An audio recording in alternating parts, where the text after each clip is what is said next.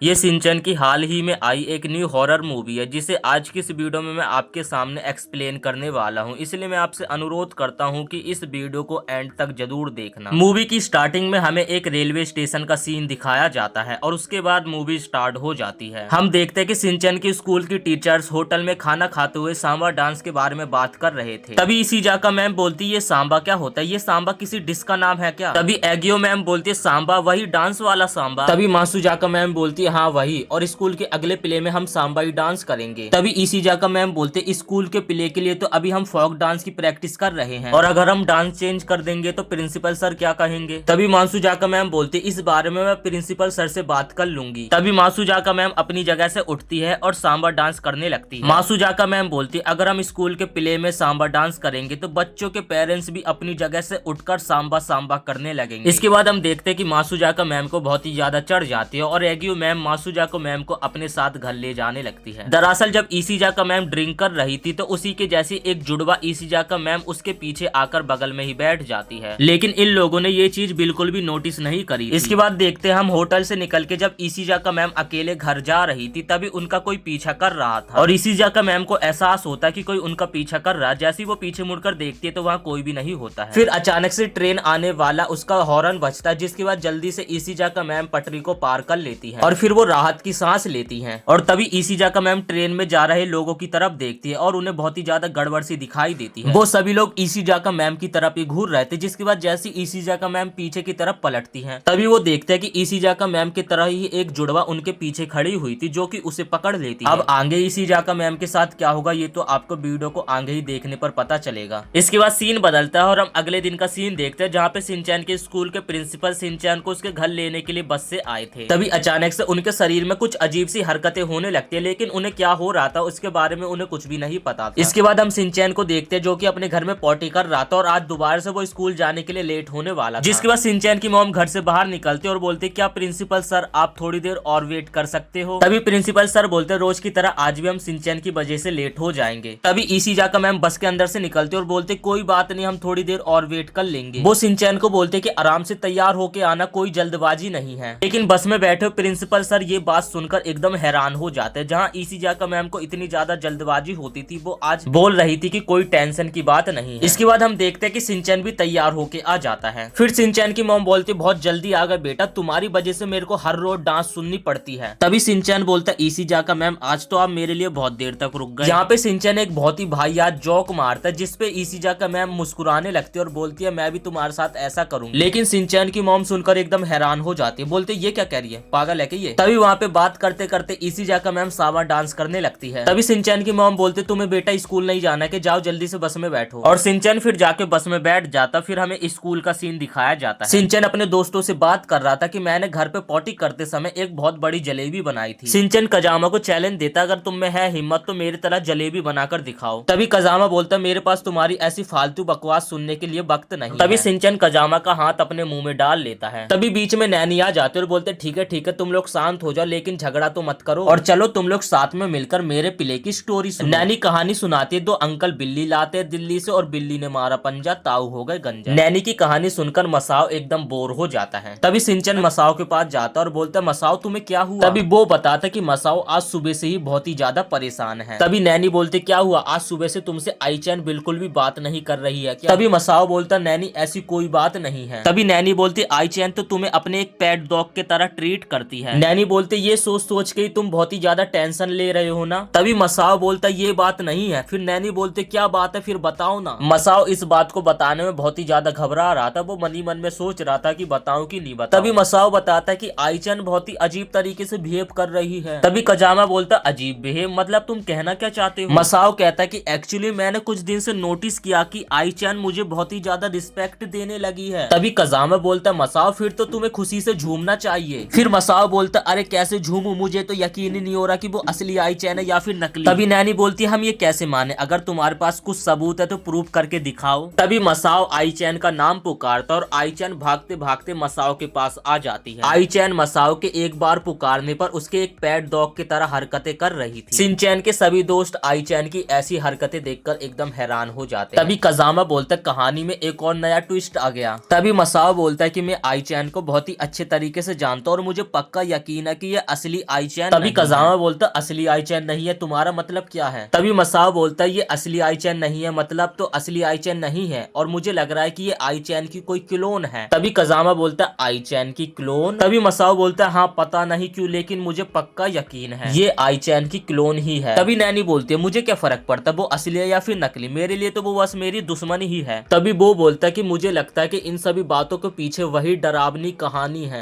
लोग जब रात को घर आ रहे होते तो उनका कोई पीछा करता है और जैसे लोग पीछे मुड़ के देखते हैं तो उन्हें कोई भी दिखाई नहीं देता है। वो बताता है कि ये एकदम सच्ची कहानी है जो अभी काजुकाबे में चल रही है। रात के समय असली इंसानों को पकड़ लिया जाता है, जो घर जाता है वो एक क्लोन होता है और असली इंसानों का कुछ भी पता नहीं चलता है कि वो लोग कहाँ गायब हो गए। तभी कजामा बोलता है मैं जानता हूँ इस दुनिया में कोई सी भी ऐसे क्लोन जैसी चीजें नहीं है और ये कहानी एकदम झूठी है। इसके बाद कजामा के हम घर का सीन देखते हैं जहाँ पे टीवी में कार्टून मोइपी को देख रहा था और उसकी माँ किचन में खाना बना रही थी। कजामा की मॉम घर में चिकन को बना रही थी। तभी कजामा को कुछ अजीब सा लगता है और उसे कुछ गड़बड़ सा एहसास होता है। कजामा की मॉम अपना बड़ा सा मुंह खोलती है और एक बार में आधे से ज्यादा चिकन को खा जाती है। फिर कजामा अपनी मॉम का नाम पुकार के बोलता है मॉम कुछ गड़बड़ है या फिर नहीं। तभी कजामा की मॉम पीछे मुड़ के देखती है और वो एकदम पहले जैसी ठीक हो जाती है। तभी उसकी मॉम बोलती क्या हुआ कजामा बेटा, तुम थोड़े से परेशान लग रहे हो। तभी कजामा बात घुमाने के लिए बोलता है मॉम आज डिनर में क्या बनाओगे? कजामा की मॉम बोलती आज मैं डिनर में चिकन तंदूरी बनाऊंगी क्योंकि तुम्हारा वो फेवरेट है ना। दोस्तों उम्मीद करते अभी तक आपको ये वीडियो पसंद आया होगा। अगर आप इस वीडियो का पार्ट 2 भी देखना चाहते हैं तो कमेंट में पार्ट 2 जरूर लिख देना और वीडियो को एक लाइक करके चैनल को भी सब्सक्राइब जरूर से कर देना।